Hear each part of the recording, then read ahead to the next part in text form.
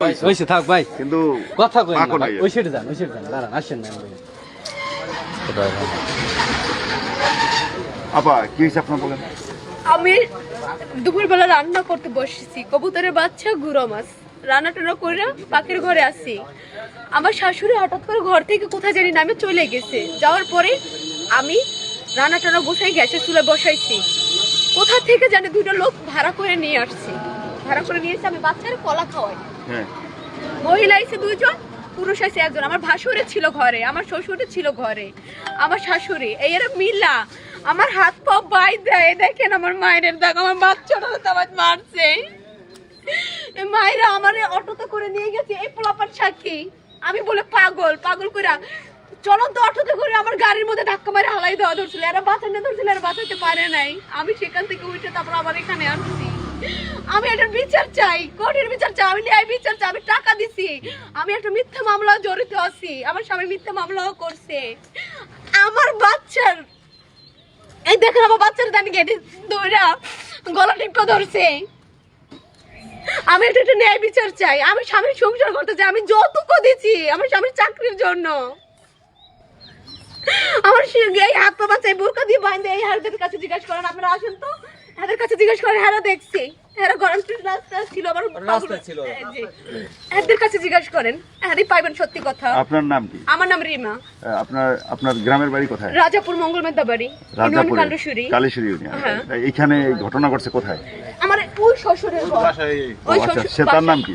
খলিল মাওলানা, সরকারি কাজী, আবার কোনাপুরা মাদ্রাসা বাইক জীবন। ওই খলিল মাওলানা। ও আচ্ছা, তার ছেলে আপনাকে বিয়ে করছে নাকি? হ্যাঁ, তার ছেলের সাথে আমার প্রেম করে বিবাহ হয়েছে। এক ফির ঝামেলা হয়েছে, তারপর ছেলে আমাকে আবার বিবাহ করছে। আমার একদিন না দুইবার বিবাহ হয়েছে ছেলের সাথে। আমি বাচ্চা নিয়ে কলঙ্কিনী হয়েছে, আর বাঁচতে চাই না। আমি ন্যায্য বিচার চাই।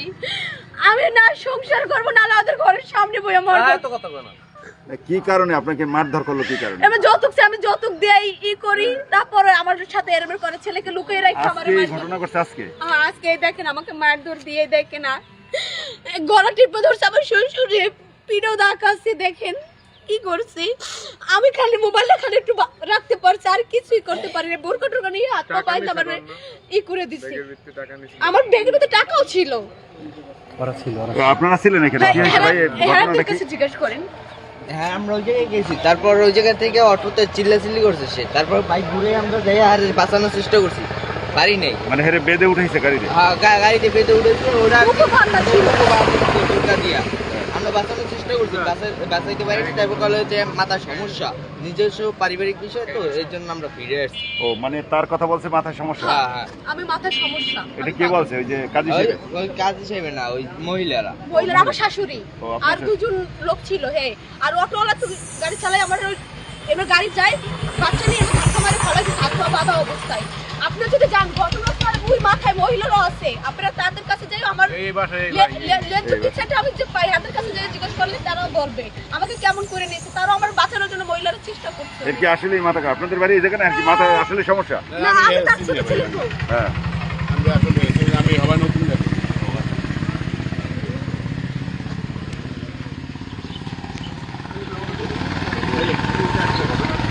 আপনারা জানেন? আসলে আমি বাজার থেকে আমার রাইকে নিয়ে আসছি। আমি বাজারে ছিলাম, আমার ফোন দিয়েছে ওই ছেলেরাও যে এখানে একটা ঘটনা ঘটতেছে, দুর্ঘটনা, আপনি একটু আসেন। তা আমি আইসে দেখতেছি এই মেয়ের অবস্থা। ওখানে নাকি তাকে আত্মা বাইদে তারপরে গাড়িতে নিয়ে যেয়ে ওই চলন্ত অবস্থা ফেলাই দিয়ে গেছে। তো এখন এর আগে ঘটনা অনেক ঘটছে। এরা ওই যে প্রেমের বিবাহ, পরে আবার সারাসারি বলতে সালিসির মাধ্যমে পরস্পর হয়ে গেছে, টাকা পয়সা লেনদেন ছিল তাদের, ওই টাকা আবার ফেরত দিয়েছে, আবার নাকি টাকা ওরা নিয়েছে।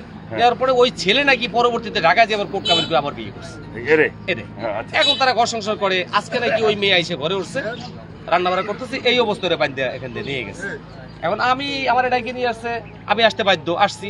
আসার পর ওরা 999 ফোন দিচ্ছে। আমি থানায় 25-এর কথা বলছি। 25-এর বলতেছে গাড়ির স্বল্পতা আছে, লোকের স্বল্পতা আছে, জনবল স্বল্পতা, যাইবে এখানে, আপনারা যদি পারেন তো ওরে হাসপাতালে পাঠাই দেন, হাসপাতালে ভর্তি হোক, তারপর যে দেখা দেবে।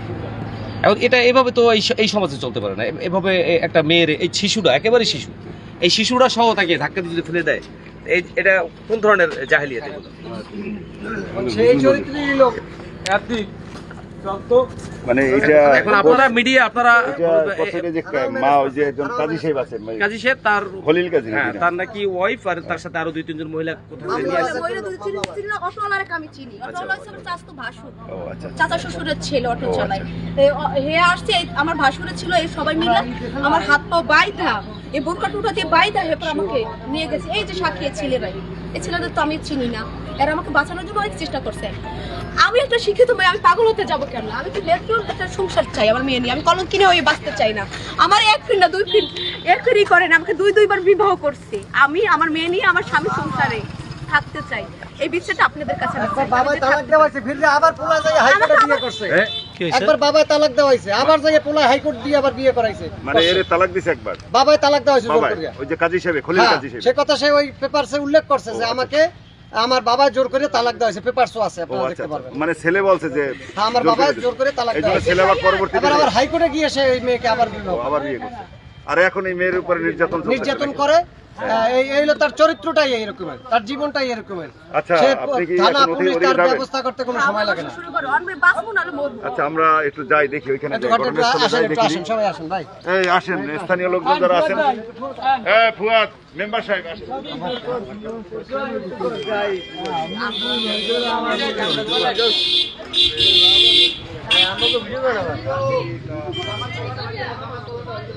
তিনি তার পুত্রবধূকে এবং শিশু সন্তানকে নিয়ে অটো বেঁধে ওঠেন এবং অটোতে নিয়ে এক জায়গায় চলে যায়। পরে স্থানীয়রা দেখতে পেয়ে মূলত এই নারী এবং তার এই শিশুটিকে তারা উদ্ধার করে এবং উদ্ধার করে তারা এখানে আসলে থানা ট্রিপল লাইনে থানা পুলিশকে তারা ফোন দিয়েছে। এই ঘটনায় মূলত এখানে সকল লোকজন জড়ো হয়েছেন, তারা জানছেন যে তিনি যৌতুকের টাকার জন্য তাকে মারধর করা হয়েছে এবং এই শিশুটিকে তারা বেঁধে তারপর রাস্তায় ফেলে দিয়েছে। এরপর মূলত স্থানীয় লোকজন তাদেরকে উদ্ধার করে এবং তার বিরুদ্ধে নাকি মিথ্যা মামলাও করেছে, যে কারণে স্থানীয় লোকজন এখানে যারা জড়ো হয়েছেন তারা আসলে বিষয় সুরাহ করেন এবং জানতে চান যে আসলে ঘটনাটা কি, করে ন্যায় বিচার তারা দাবি করছেন।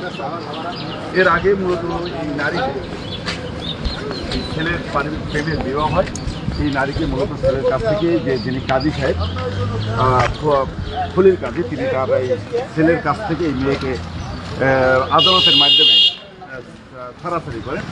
এরপর মূলত আবার এই ছেলে সেখান থেকে আবার পুনরায় এই মেয়েকে আবার বিবাহ করেন।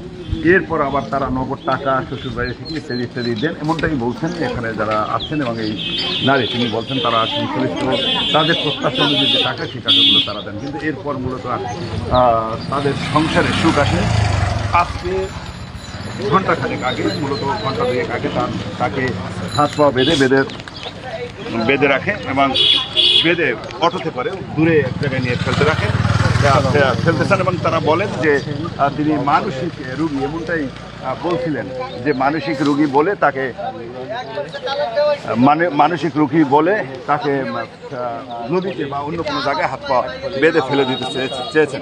তো এই ঘটনাটি এলাকার সব লোকজন জানে এবং তারা সকলে এখানে এসছেন স্থানীয় লোকজন এবং তারা সবাই অভিযোগ করেছেন যে এখানে যে কাজী জনাব খলিল কাজী, অর্থাৎ 5 নং সঞ্জুম ইউনিয়নের যিনি কাজী, তিনি এই ঘটনাটি ঘটেছেন এবং তার স্ত্রী এবং তার যে মহিলা রয়েছে বাসায়, তারা সবাই এই ঘটনাটা ঘটেছে। এটি নয়নপুর বাজারে ঠিক উত্তর প্রান্তে ঘটনা খলিল কাজী। তারা এখন এই মারা হয়েছে, তারা ভিতরে লোকজন আছে কিনা আমরা আসলে কথা বলার চেষ্টা করি। ভিতরে লোকজন আছে, বাট তারা সামনে থেকে তালা মেরেছে।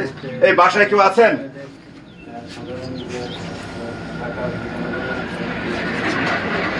তো এখানে স্থানীয় লোকজন জড়ো রয়েছে। প্রশাসনকে ইতিমধ্যে স্থানীয় যারা আছেন তারা ফোন দিয়েছেন, কিন্তু প্রশাসন বলছেন যে আসলে তাদের গাড়ি স্বল্পতা রয়েছে, সে কারণে তারা এখানে আসেননি।